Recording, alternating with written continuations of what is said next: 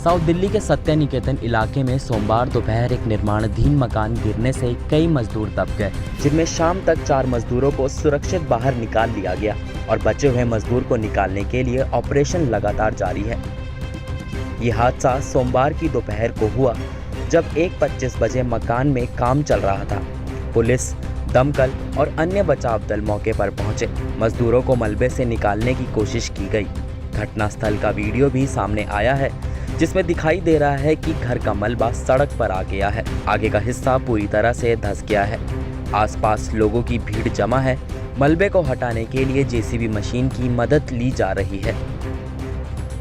जानकारी के मुताबिक सत्य निकेतन इलाके में एक भवन के निर्माण का काम चल रहा था। मजदूर काम में जुटे थे। इसी दौरान इस निर्माणाधीन भवन का कुछ हिस्सा भर भराकर गिर पड़ा। मौके पर काम कर रहे मजदूर कुछ समझ ही नहीं पाए। बताया जा रहा है कि वह काम कर रहे 5 से ज्यादा मजदूर निर्माणाधीन भवन के मलबे में दब गए हैं। घटना की सूचना पाकर दिल्ली फायर ब्रिगेड ने तत्काल 4 दमकल मौके पर भेज दिए। मौके पर एनडीआरएफ की टीम को भी भेजा गया। मौके पर पहुंची एनडीआरएफ की टीम कटर्स और अन्य उपकरणों की मदद से राहत और बचाव कार्य में जुटी है।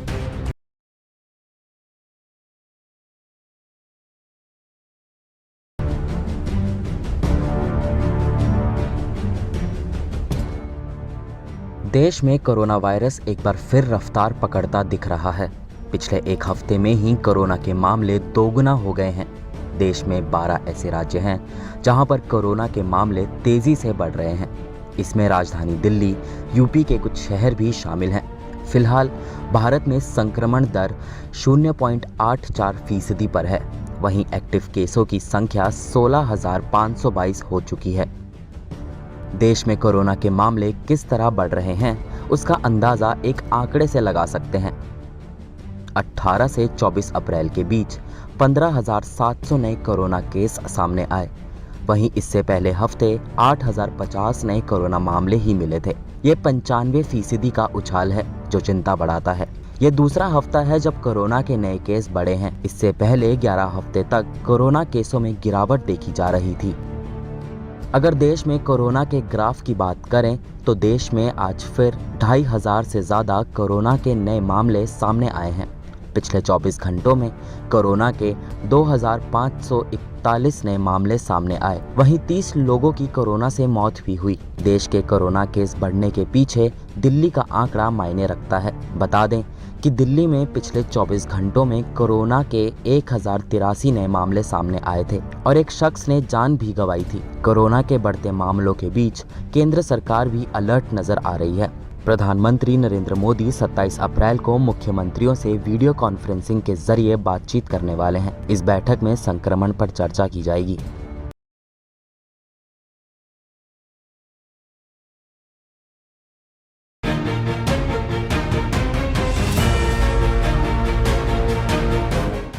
महाराष्ट्र में इन दिनों सियासी उबाल अपने चरम पर है।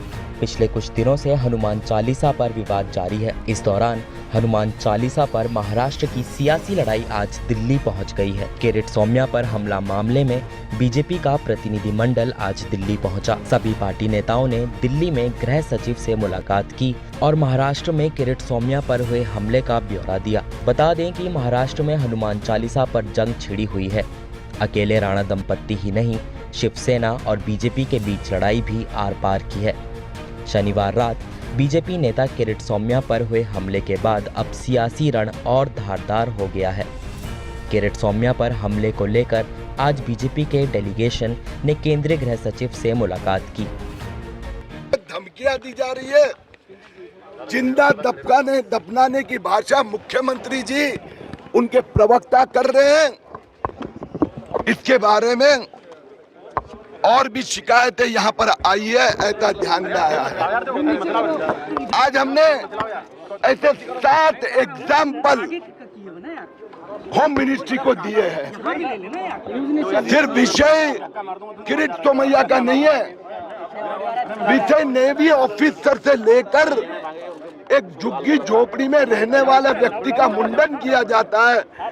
नेवल ऑफिसर के घर में शिवसेना के गुंडों उद्धव ठाकरे के कहने पे जाके मारते हैं।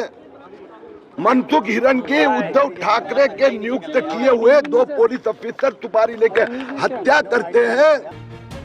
वहीं बीजेपी नेताओं पर हो रहे हमलों के मामले को भी केंद्रीय गृह सचिव के सामने उठाया गया।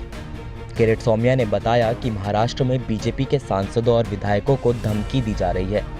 बीजेपी के प्रतिनिधिमंडल ने केंद्रीय गृह सचिव से मांग की कि एक टीम मुंबई भेजी जाए और इन मामलों की जांच करवाई जाए।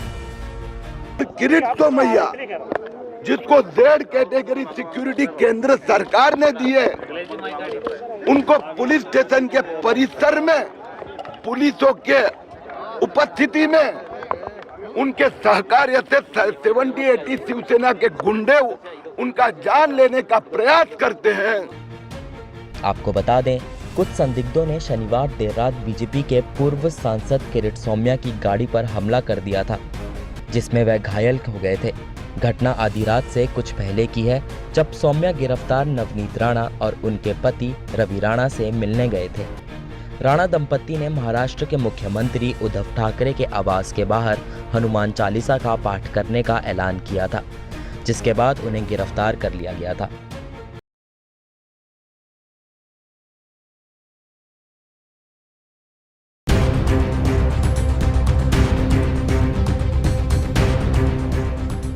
हनुमान चालीसा को लेकर पैदा हुआ विवाद अब और तूल पकड़ता जा रहा है।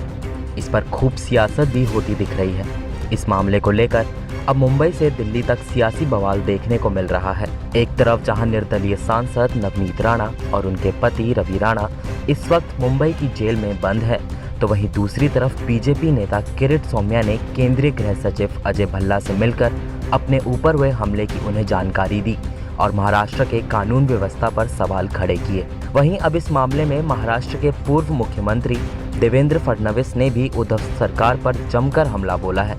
इसके साथ ही महाराष्ट्र सरकार की तरफ से लाउडस्पीकर विवाद पर बुलाई गई सर्वदलीय बैठक का बहिष्कार करने का फैसला किया है। उन्होंने कहा कि हनुमान चालीसा अगर महाराष्ट्र में नहीं पढ़ी जाएगी तो क्या पाकिस्तान में पढ़ी जाएगी। और ये सारी चीजें मुख्यमंत्री जी के इशारे पर चल रही है, तो फिर ये बैठक से निकलने वाला क्या है?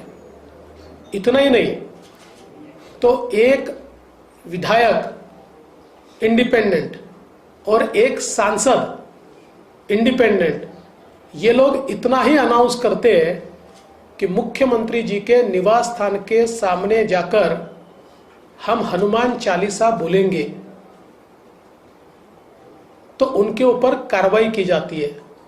मेरा सवाल यह है कि हनुमान चालीसा महाराष्ट्र में नहीं बोली जाएगी तो क्या पाकिस्तान में बोली जाएगी? इतना हनुमान चालीसा से इनको नफरत क्यों है? और सबसे बड़ी बात यह है कि एक महिला को नामोहरम करने के लिए, एक महिला को पस्त करने के लिए हजारों लोगों को इकट्ठा किया जाता है, आने जाने वाले के ऊपर हमला किया जाता है। आपको बता दें कि हनुमान चालीसा को लेकर हो रहे विवाद के मुद्दे पर देवेंद्र फडणवीस ने सोमवार को एक प्रेस कॉन्फ्रेंस कर सरकार से पूछा कि क्या हनुमान चालीसा का पाठ करना देशद्रोह है। उन्होंने कहा कि अगर ऐसा है तो हम लोग भी हनुमान चालीसा का पाठ करेंगे। सरकार हम पर देशद्रोह का मुकदमा दर्ज करके दिखाए। उनको अरेस्ट किया जाता है और इसमें आश्चर्य की बात यह है कि राजद्रोह का, देशद्रोह का, सिडिशन का आरोप उनके ऊपर लगाया जाता है। अगर हनुमान चालीसा बोलना ये देशद्रोह होगा, ये राजद्रोह होगा, तो हम में से हर व्यक्ति ये राजद्रोह करेगा। हम सारे के सारे हनुमान चालीसा बोलेंगे और अगर सरकार में हिम्मत है तो सरकार हमारे ऊपर राजद्रोह का गुनाह लगाकर दिखाए। लेकिन ये बात यहां तक नहीं रुकती है। इल्लीगली उनको अरेस्ट तो किया ही जाता है। इस प्रकार के अलग अलग गुनाह तो लगाए जाते ही है। गौरतलब है कि यह पूरा विवाद 3 हफ्ते पहले उस वक्त शुरू हुआ जब महाराष्ट्र के बड़े त्योहार गुरु पर्व के दौरान राज ठाकरे ने सबसे पहले हनुमान चालीसा का जिक्र किया था। उस दौरान उन्होंने अगर मस्जिदों के ऊपर से लाउडस्पीकर नहीं हटाएंगे जिससे अजान दी जाती है तो उसके बाद उनके कार्यकर्ता मस्जिदों के सामने हनुमान चालीसा का पाठ करेंगे। इसके बाद राज ठाकरे ने फिर एक अन्य सभा में 3 मई तक लाउडस्पीकर मस्जिदों से हटाने का अल्टीमेटम दे दिया था। वहीं बीजेपी नेता पर हुए हमले के बाद महाराष्ट्र की सियासत और गर्मा चुकी है।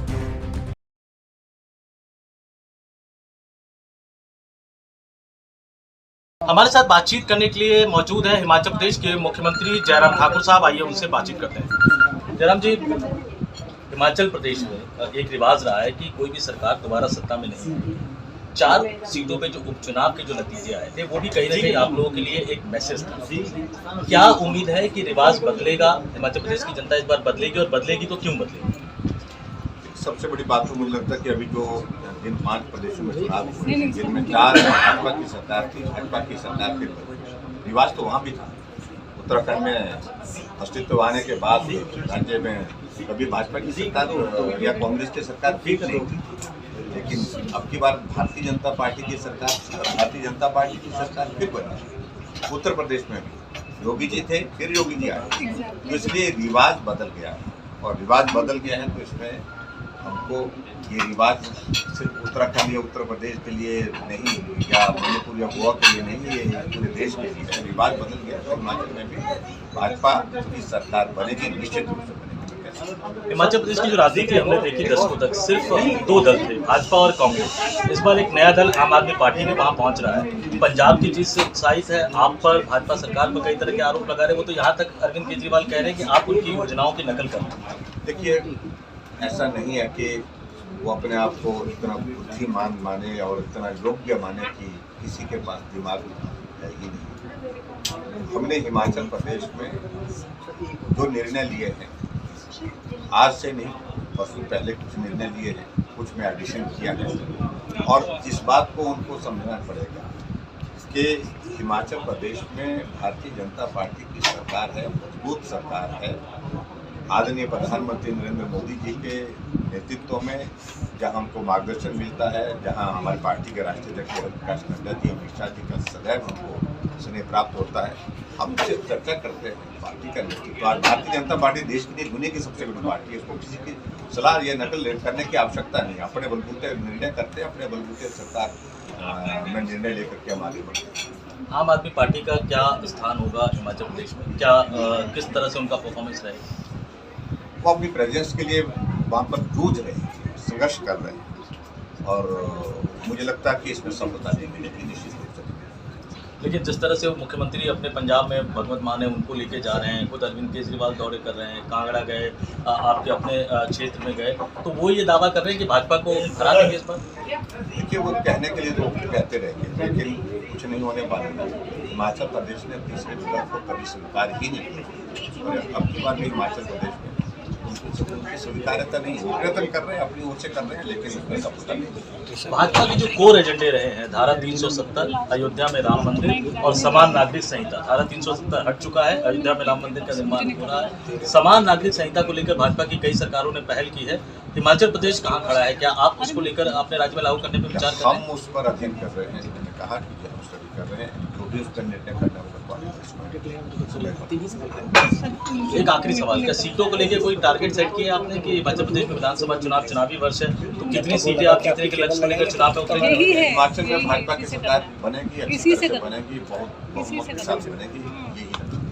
बिल्कुल, आइए ना, से बात करने के लिए बहुत बहुत धन्यवाद।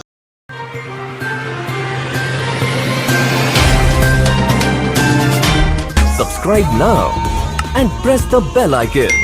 Never miss an update.